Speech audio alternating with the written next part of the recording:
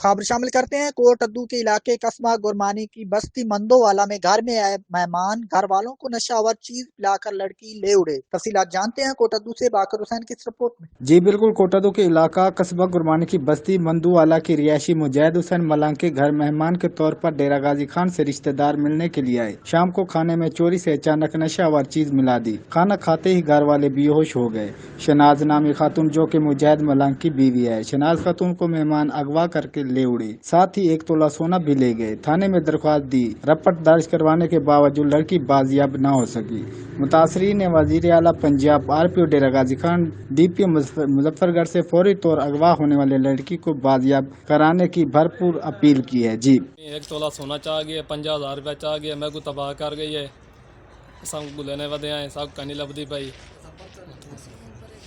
असा रो लगा है, असा कड्डण तो गुलेंदे वते हैं, ना सा को लद्दी है तो ना कुछ।